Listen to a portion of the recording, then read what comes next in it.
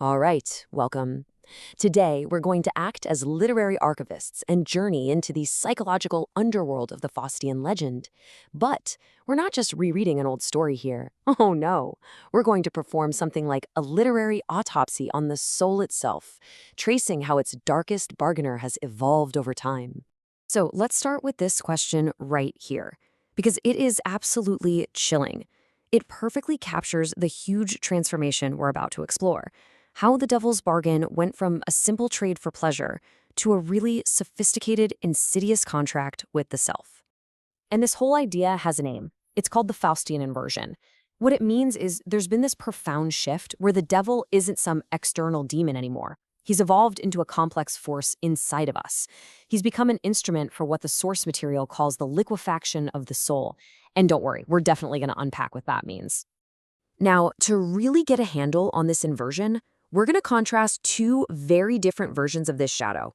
On the one hand, you've got this brute force from the original German Faust book. Think of him as the primitive id. And on the other, you have the clever, cunning, intellectual from Goethe's masterpiece, who is the perfect example of the sophisticated ego. Okay, let's dive into our first character on this tour. This is the original shadow, a figure our text calls the Sentinel of Resentment. This is the devil in his most primal form. So this sentinel runs on one thing and one thing only, the pleasure principle. The deal he offers is brutally simple. It's totally transactional. Your soul in exchange for crude earthly delights. We're talking food, wine, whatever feels good right now. There's no complex philosophy here. It's just pure impulse. And you can see he's basically a brute force. To him, the soul is just a cheap commodity, something you trade for the pleasures of the flesh. His tools are pretty primal, too. He uses the breath of the void to freeze your will, and he's burdened by the spirit of gravity, which is this metaphysical deadweight that anchors you to the mundane, trapping you in what our text calls the mud of the herd. Okay, now let's move on, because across a kind of silver-backed mirror, a far, far more dangerous figure steps out. This is Goethe's Mephistopheles, and we're going to call him the corrupted architect. Now this shadow, he doesn't deal in simple pleasures. No, he operates within this deeply cynical system called the vile economy. Just try to imagine an internal stock market where things like truth and meaning are absurdly expensive luxury goods totally out of your reach. And your soul? Well, your soul is the cheapest, most disposable asset on the books. And what's really amazing here is his arsenal. It's all intellectual. He uses sophistry. That's just intricate wordplay and legal traps. He offers you a gilded cage, a promise of total safety that keeps you from ever actually growing. This all feeds his systematic mockery, turning him into this little jester inside your head that just deconstructs every ideal you have. And it's all part of the deal, the promissory note signed in the ink of negation. And this, right here, is his entire goal.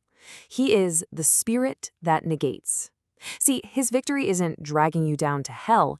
It's proving that all human striving, all your ambition, is just one big, meaningless joke. He wants to lead you into a state of elegant, cynical stagnation. So we've got the brute and we've got the intellectual. You'd think they'd be opposites, right? But what's so fascinating is that our analysis shows they're actually partners. They're working together in a conspiracy with one single goal: to achieve static control over the human spirit. And this is how they do it. It's a two-front assault. The primitive id creates a marketplace of distractions, just keeping you so busy with pleasure that you never have a moment to look inward. At the same time, the sophisticated ego is paralyzing your mind with the logic of zero, which is like an intellectual acid that just dissolves your potential, what the source calls your hook of potential, before you can even use it. So how in the world do they make this prison sound so appealing? Easy. They convince you that your old, comfortable beliefs aren't a cage, they're protective armor. And by doing that, they make the painful, fiery process of real transformation, the logic of the crucible, seem both totally unnecessary and incredibly dangerous. So with a psychological trap this perfect, is there even a way out? Well, the path forward isn't about winning some big battle. It's about survival. And that survival is achieved through a total, radical deconstruction of the self. Which brings us back to that strange term from the beginning, liquefaction of the soul. This is the key. It's the process of survival. It means consciously dissolving the very ego structures that the architect uses as his weapons, stripping away the false identities, the unearned status, the congealed blood of old authority, all to find what's authentic underneath. So, how do you do it? The path is described in 3 symbolic stages.